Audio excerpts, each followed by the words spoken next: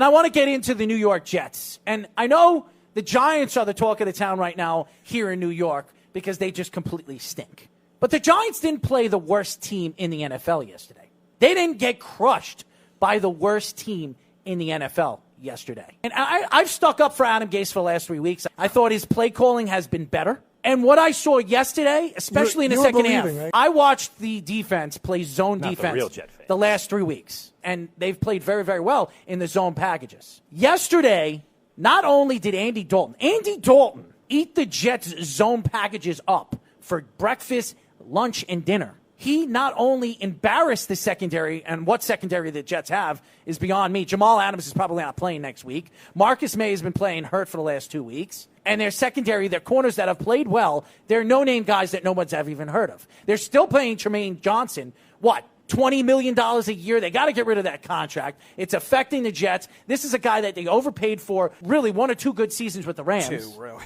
And you look at this team right now. The offensive line was horrendous yesterday against a defense that is okay. Their front four is good, though. They're okay. And you think of Le'Veon Bell. I love what Le'Veon Bell, he's sticking up for the players. He's sticking up for the team. He's sticking up for what the Jets stand for. And he says that he's having one of his best seasons of his career. Are we blind here? Are we watching the same football games? For him to go up and talk to the press after the game, and even before the game, stating that he's having a great season and he believes that this has been one of his best potential seasons that he has had in his 7 or 8 illustrious career as an NFL football player. He's blind. But what was great about the weekend was the transition of young quarterbacks that we saw. We saw Deshaun Watson, Mahomes, Russell Wilson, Ryan Tannehill, Lamar Jackson, Kirk Cousins, he's fairly young. He's 29 years old, 30 years old. And we saw Jimmy Garoppolo. We saw the future of where the NFL is heading. There's no more Drew Breeses, Tom Brady's, Peyton Manning's, Ben Roethlisberger's, Eli Manning. There's no more of those veteran quarterbacks that we're seeing in the divisional series, and we're not going to see them in the NFC and AFC title game. That was the difference over the weekend that I saw where the growth of the NFL. We're seeing the new age of the quarterback, the running quarterback. They did shows all weekend, segments all weekend on the running quarterback with Randall Cunningham and Steve Young. And now you're seeing the transition of the mobile quarterback, the guys like Aaron Rodgers and Russell Wilsons and Mahomes and the Deshaun Watsons and Lamar Jacksons. The future of the NFL is bright. I want to get into this Eli Manning segment. And I know a lot of fans, a lot of Giant fans, there's a love and hate relationship with Eli Manning. Eli Manning has won 2 Super Bowls. He's had 2 Super Bowl MVPs for the New York Giants, and one of the probable comebacks I've ever seen a quarterback have throughout the regular season, go into the playoffs the way he did and win Super Bowls in 2007 and 2011 was absolutely remarkable, and one of the best runs I've ever seen a quarterback have in really a 5-year span. But a lot of fans take shots at Eli because of what he's done and what he has not done in the last 3 or 4 years for the New York Giants organization. Eli Manning has not had an offensive line in front of him for over 6 or 7 years. From the O'Haras of the world and some of the great linemen he has had in front of him over the years. Yeah, the 07 line was great. David Deal, Rich Seibert, Sean O'Hara, Chris Snee, Kareem McKenzie.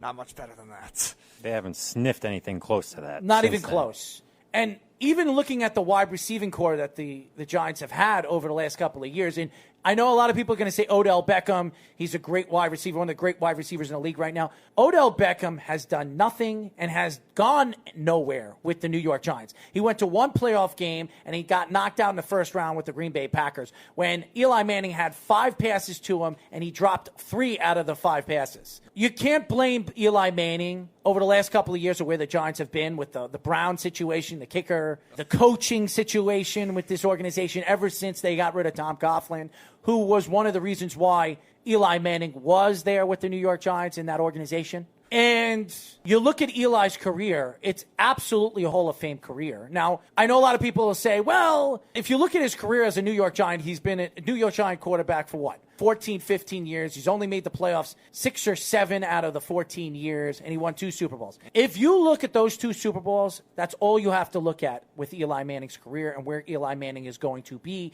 in the future as a Hall of Fame player.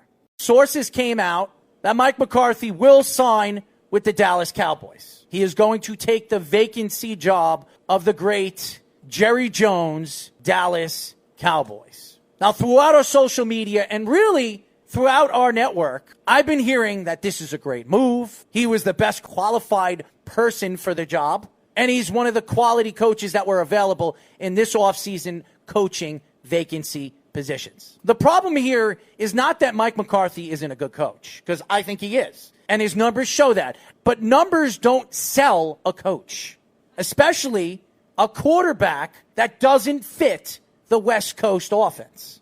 The West Coast offense provides quality passes. And what I mean by quality passes is accurate passes. You need to be able to throw almost every single pass in the West Coast offense, because the West Coast offense is used by using running backs in the open field, moving them in different areas, moving wide receivers, 2 or 3 wide receivers in the slant or the slot. You're using wide receivers in the middle of the field more than you do in a regular offense.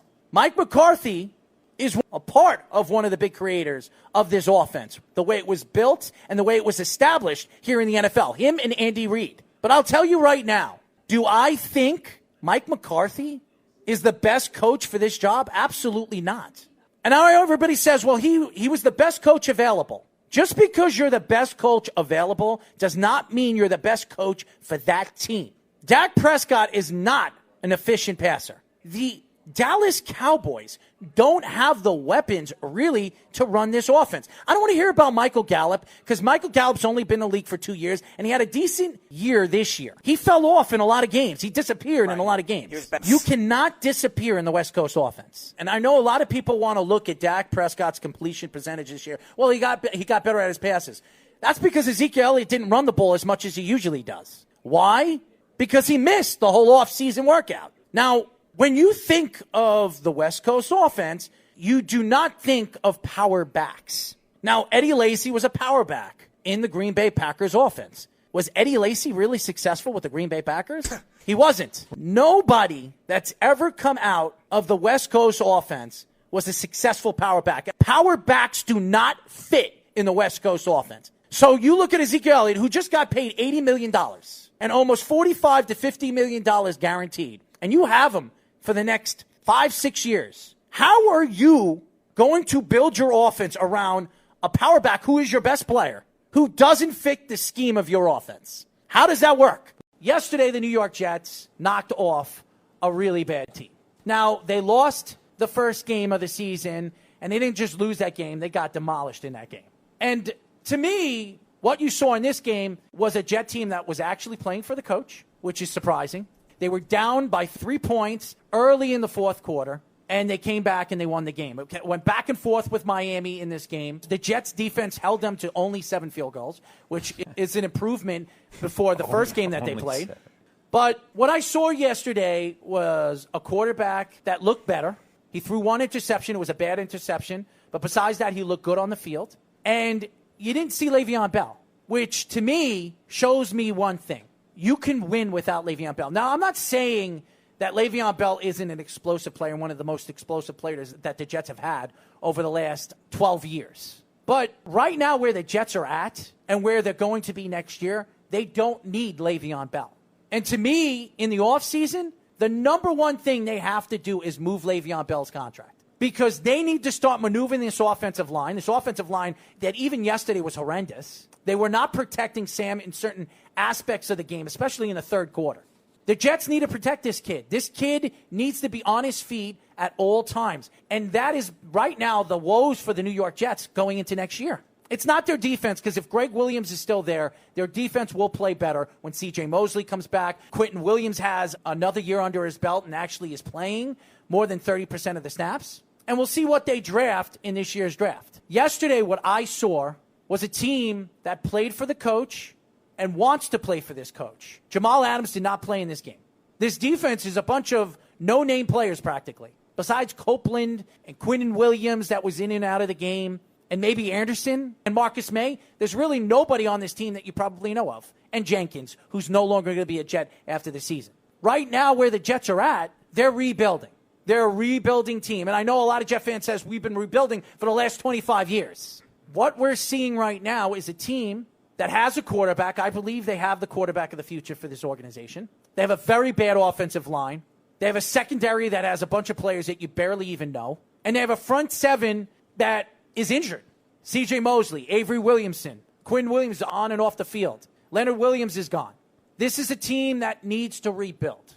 I watched the Giants yesterday play for their coach for the first time this year.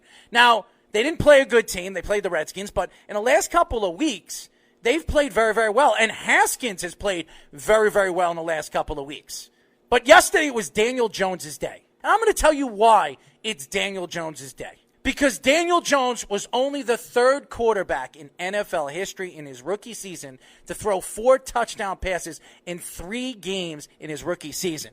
This is the same guy that Giant fans were booing when they drafted him at number 6. I understand they didn't draft Josh Allen, but a franchise quarterback is more important than a pass rusher. And what Daniel Jones has done this season, ever since he's taken over for Eli Manning, is show you promise. Now, he fumbled the ball again yesterday, which the Giants landed on the ball and protected the ball and kept it out of harm's way. And he's had problems, fumbling problems. I think he has 16 or 17 fumbles, and 10 of them were returned by the other team, the opposition. But what you saw yesterday is a young quarterback who's about 23, 24 years old that has shown you promise every single time he's stepped on the field. Now, I don't call him Danny Dimes. I don't want to give him any nicknames because he hasn't done anything yet to prove that he is Danny Dimes or he is a superstar quarterback in the making. What I saw yesterday was a kid make his throws very accurately, throw inside and out of the pocket, ran the offense with expertise.